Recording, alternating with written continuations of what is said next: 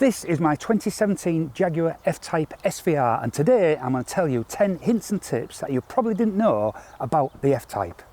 If you're a regular viewer of my channel, you probably know that I've already had a V6S before this car, and now I've upgraded to the 5-litre V8 and actually all the way to the top with the SVR. And in this video I'm going to give you some hints and tips that cover all of the F Type range. And stay tuned to the end, we've got a special bonus tip.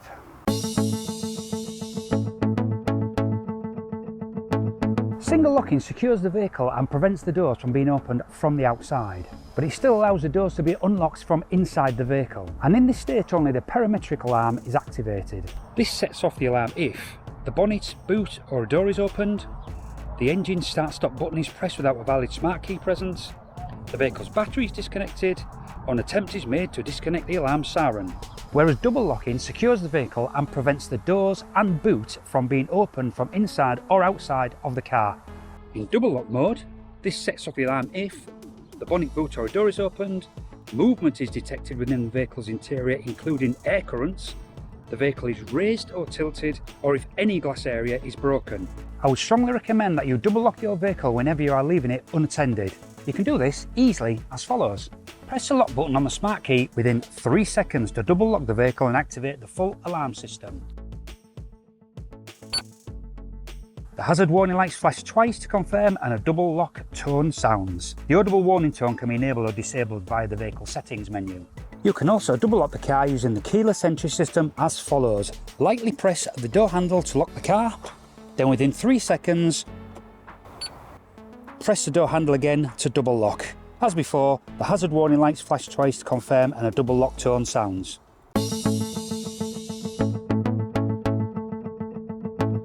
You may not know this, but you can open and close both of these front windows just using your key fob. Just to note, in some countries or states, this feature is disabled for safety. To enable this feature, we just need to go to the dashboard settings. So from the menu system, select Vehicle Settings, then go down to Convenience Features, and here you've got the window global open, enable it, window global closed, enable it. So now when you lock the car with a key fob, press and hold the lock button until the windows automatically roll up. Similarly, to drop the windows on unlock, press and hold the unlock button until the windows roll down.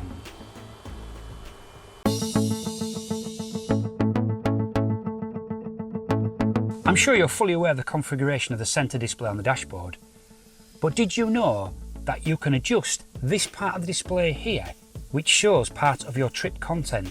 And this is all achieved by using this button at the end of your indicator stalk. What is displayed here can be cycled around from date, trip distance, average speed, average consumption, instantaneous consumption, and distance to empty. Or you can actually turn it off.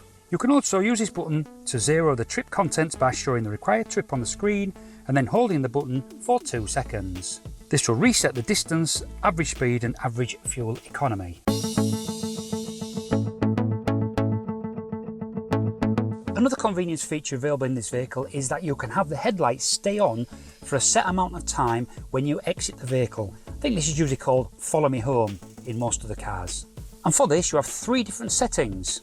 And it's all done, yet again, from the indicator stalk.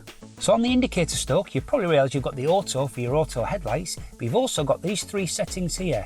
These are the Follow Me Home settings of 30 seconds, 60 seconds, or 120 seconds. So with that turned on, you've now got the headlights to guide you down your driveway or path to your front door.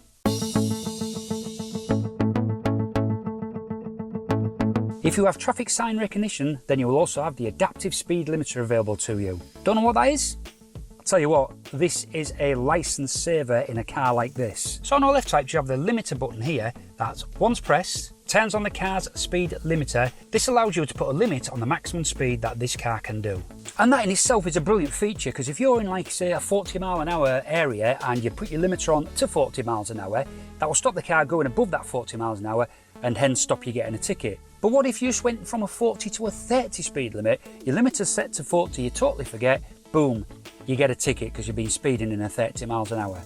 And in the UK, this is more likely where speed cameras and mobile speed cameras are going to be sat where the speed changes from 40 to 30 to actually catch you. Now, wouldn't it be great if the car was intelligent enough to actually know what the speed limit is in the area that you're in? And that's exactly what the adaptive speed limiter does. So firstly, we turn on the limiter by just pressing the lim button as follows.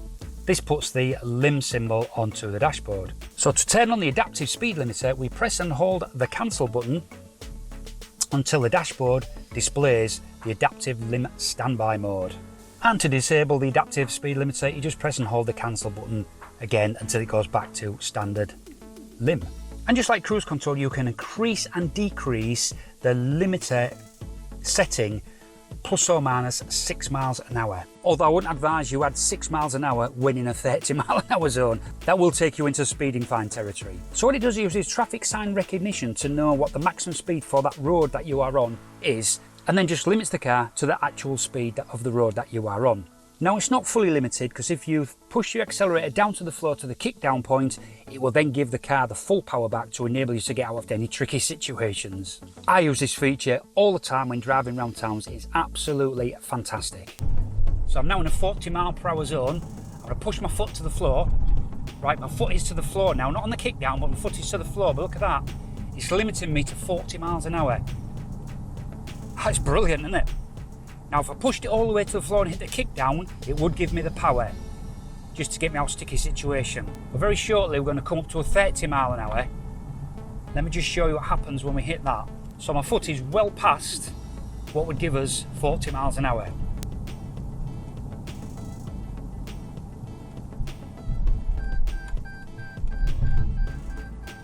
So see, the car's telling me I'm going too fast. So I'm letting my foot off the accelerator a little bit until I get that speed down, and then it's happy. And now I can't go above 30 as much as I try.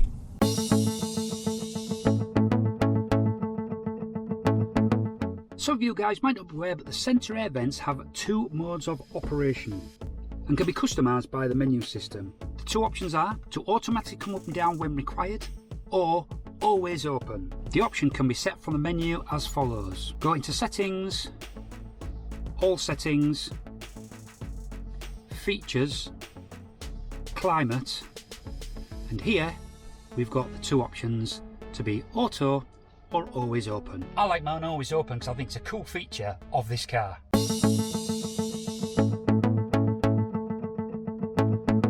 So you may need to turn off the parking brake for maintenance mode, such as replacing the rear pads. This can be done as follows. With your foot not on the brake, turn the ignition on. Press and hold the parking brake switch in the release position, which is down, for 2 seconds. Press and hold the accelerator pedal to the floor for 2 seconds. Keeping these held, press the engine start stop to turn ignition off and then back on again.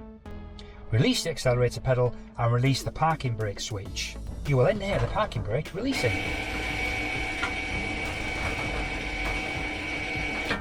To deactivate service mode with your foot not on the brake, turn the ignition on. Press and hold the parking brake switch in the apply position, lifting upwards for 2 seconds. Press and hold the accelerator pedal to the floor for 2 seconds. Press the engine start stop to turn ignition off and then back on again. Release the accelerator pedal and release the parking brake switch to the neutral position, and you will hear the brake reapplying.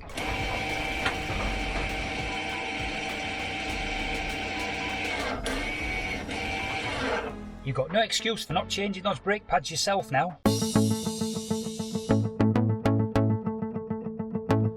If you need to get the car towed or lifted onto a flatbed trailer, then 1, you'll need to release the parking brake, and 2, you'll need to put the car into neutral. Let me show you how to put the car into neutral. So inside the armrest, you have what looks like just part of the standard armrest, but no, this cover is concealing a secret switch, and you need to remove this cover to get to that secret switch. But let me tell you, this cover is not easy to release, so you've really got to mess around with it until you can get it lifted up. So I've already pre-loosened my cover, so I can just lift it off like so, but you've got 2 of them types of clips there, 1 at each end. Looks like I've lost the metal part of mine there, that hold this thing in, and believe me, it is tight. So once that cover is removed, it reveals this secret little lever. So pull out the red tape out the way, And then you need to turn this to 90 degrees from where it was. You can then lift up this lever, and if you look at the back, there is a clip. You need to clip that lever into there. The car is now in neutral. To get the car at neutral, just release the clip, press it back down. Do not forget to lock it in the down position again. Lay down the strap and replace the cover. Simple.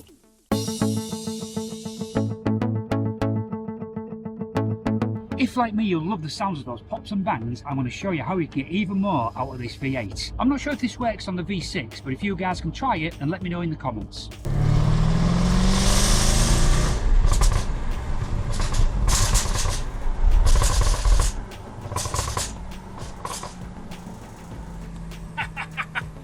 So let the car get up to about 2,500–3,000 revs, and then take your foot off, and as it's coming down, it starts popping and banging. But when they stop, just tap the accelerator again, and you can get a few more. It's absolutely brilliant.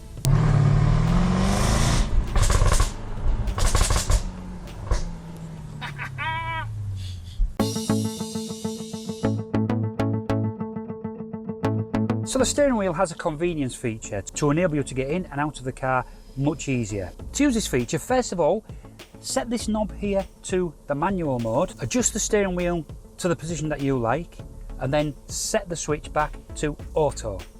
Now, when you turn off the engine and open the door, the wheel will lift up to a more convenient level to allow you to get your legs out and exit the vehicle. Similarly, when you get in the car and shut the door and press the ignition, the wheel returns back to the preset position.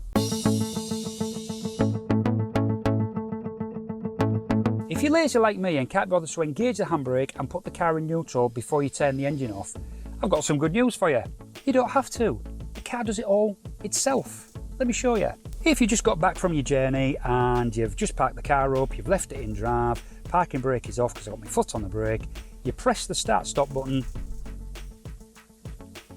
the car will automatically put the gear into park and apply the handbrake. This is even better if you're in sports mode. Watch this. So in sports mode, just press the stop button as before. Whoa, look at that. So it puts it back to the middle and puts it into park, and of course engages the parking brake. In my opinion, daft little things like that just make this car superb. So there you go. I hope I showed you at least one thing you didn't know about your Jaguar F Type. If you enjoyed this video, don't forget to give it a thumbs up, and don't forget to subscribe to my channel for more videos like this. Stay safe.